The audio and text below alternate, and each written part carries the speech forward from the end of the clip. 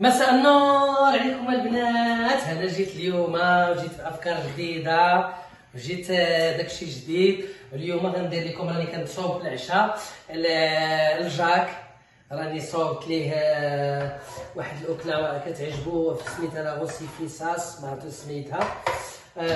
وصوبت له هادشي ديال المهم هادشي اللي صوبت باش غنبقى نعاود الصوت.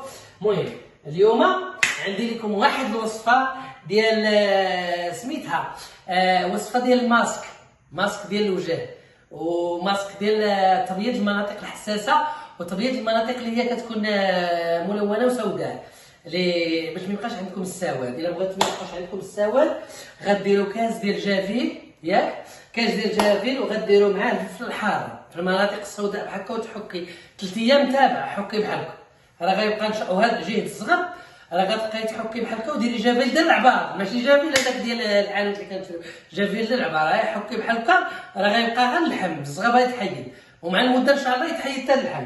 المهم اليوم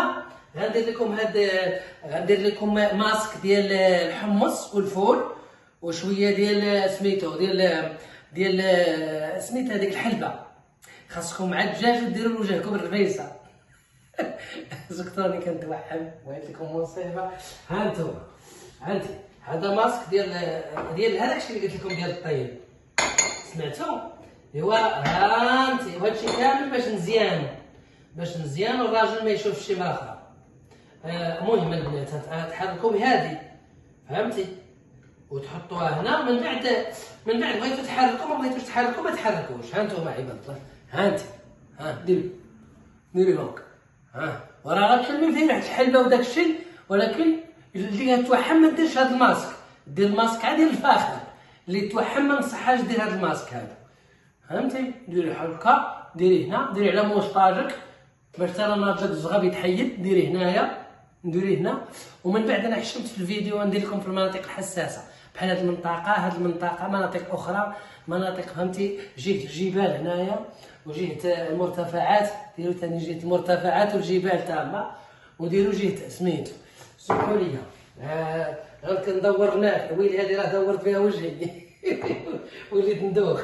فهمتي؟ ديروا بحال هكا، هذا كله غا حمص، سمحوا لي ها انتوما، سمحوا لي. وهذا الماسك راه كيدير تبييض الوجه، تبييض القلب. غير سمحوا لي، اللي قلبك حار ما يبيضش، واخا تبغي من برا راه والله لا بيضك من الداخل. سمحوا لي حقا راه نسيت نجيب المعلقه، انا جايه.